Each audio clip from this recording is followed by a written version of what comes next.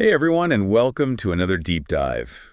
This time we're exploring the world of gemstones, but not just their history. We're Right. going to be talking about like the stories, the beliefs surrounding precious stones across different cultures and time. Exactly. And I think our listeners will find it fascinating. If you're a vintage collector, maybe you want to shop. Yeah. Understanding the deeper meaning and stories behind a piece can make it so much more special, more appealing to your customers, too. Oh, absolutely. And you know what? I actually came across this incredible book. It's called The Curious Lore of Precious Stones. Hmm. And there was this quote in the preface that I just had to share.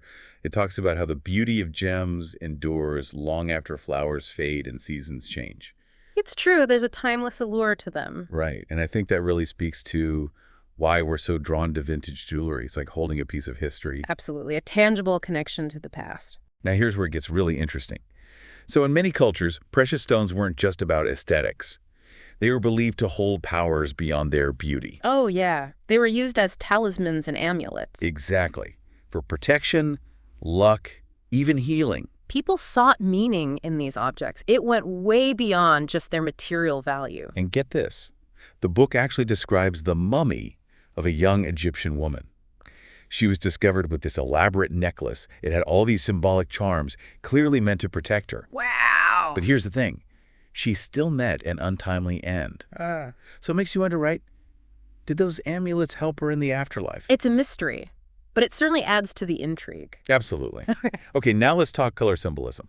Because the meanings associated with different gemstones are just incredible. Like green, for instance, often linked to hope and new beginnings, like the vibrancy of spring. And it was associated with Mercury, the messenger god, Oh, right. and even Wednesday, Mhm. which is named after the Norse god Odin, who was also linked to Mercury.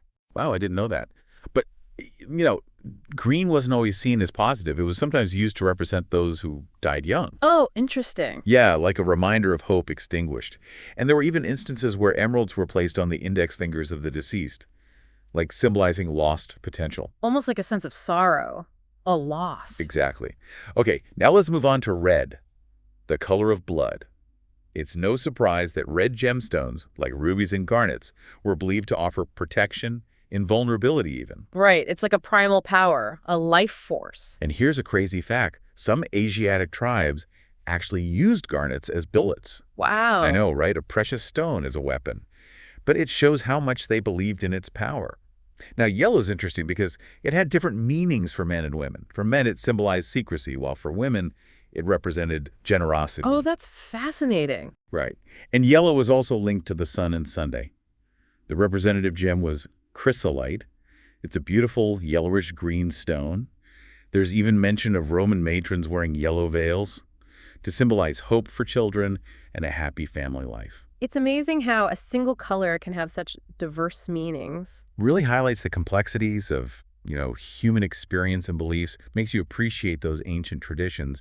And who knows, maybe some of that magic still lingers in those vintage pieces today. I like to think so. Wouldn't that make them even more special? Right. And imagine being able to share those stories with your customers. Oh, absolutely. It would bring a whole new dimension to those vintage pieces. Okay, so let's dive into some specific gemstones and the lore that surrounds them. We'll start with alexandrite. It was discovered in Russia in 1831. Now, what makes it so unique is its ability to change color. Oh, yes. From green to red. And guess what? Those are the Russian national colors. How about that? Right. But it gets even more interesting. So the discovery of alexandrite supposedly happened on the same day Alexander II came of age. You're kidding. Nope. Now, whether that's fact or a bit of embellished lore, it adds to the mystique, right? Definitely. The stories behind the stones can be just as captivating as the gems themselves. Now, let's talk about amber. It's one of the oldest materials used for adornment and spiritual purposes, dating back to the Stone Age. Talk about vintage. Right. And they've found amber pieces with these circular depressions. Archaeologists think they might have been imitating markings found on sacred stones. Suggesting a connection to ancient rituals. Exactly. Now, coral is another fascinating gem. It was believed to be deeply connected to the wearer's well-being. Oh, really? Yeah. So the belief was that if the wearer got sick or was in danger, the coral would lose its color. Almost like a warning sign. Right. Like it was sharing their fate. Adds a bit of mystery, don't you think, to those vintage coral pieces. And finally, we have turquoise. It was renowned for its protective qualities. especially against falls from horseback. Oh, I've heard of that. Yeah. In the East, they called it the horse amulet. And some even linked it to the sun's journey across the sky, like a symbol of safe passage. That's a beautiful connection. Isn't it? Linking these gemstones to the natural world, to the cosmos, it's It incredible. really is. Speaks to that human need to find meaning and protection in the world around us. Right, imagine being a rider in ancient times, setting off on a journey with your turquoise amulet. Hoping it'll keep you safe. Exactly. It's a connection to those who came before us. A reminder that we've always sought protection. Reassurance. It's true. These gemstones weren't just about looking pretty. They were intertwined with people's lives, their beliefs. Okay, let's talk about gemstones and the zodiac. Oh, yes. That's a connection that's been around for centuries. Each sign with its own special gemstone, and it's still so popular today. I know, right? People are really fascinated by astrology these days, and it's something you can definitely use in your vintage business.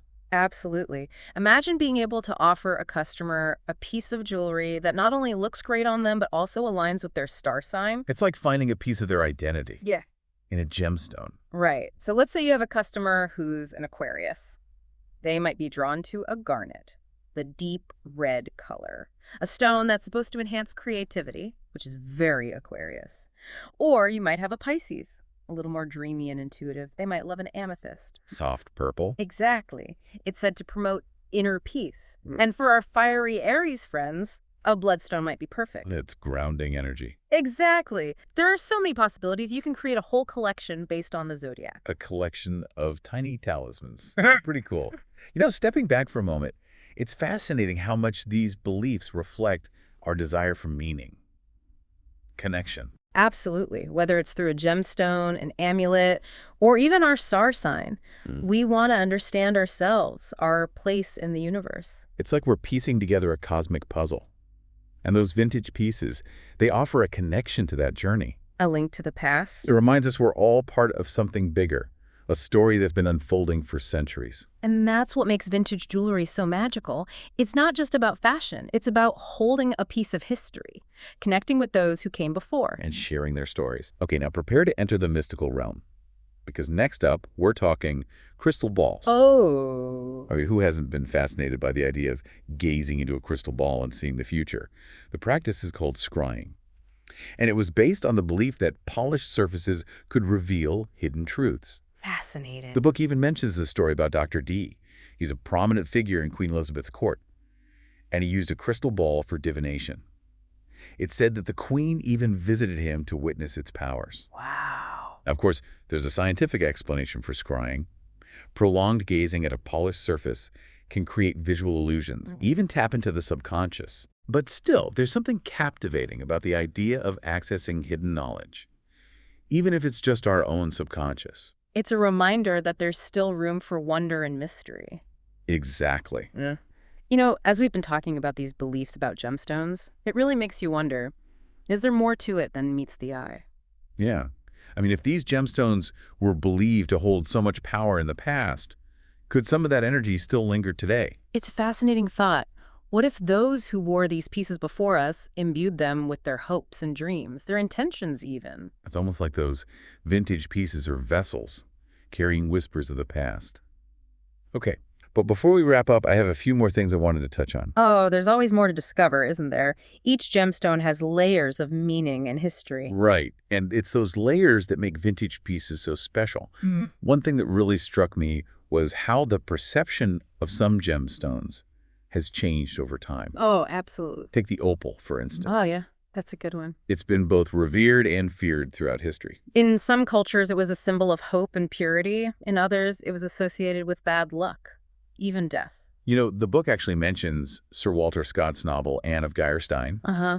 And there's this opal that plays a key role in the story. It's a reminder that the stories we tell about gemstones, they really can influence how we see them, even their value. Definitely. And speaking of stories, there's a whole fascinating aspect of gemstone lore that deals with predicting the future. Oh, yeah. Seeing into the unknown. Right. People have always been fascinated by that. The source even talks about luminous stones, gems that were said to glow. Was an inner light.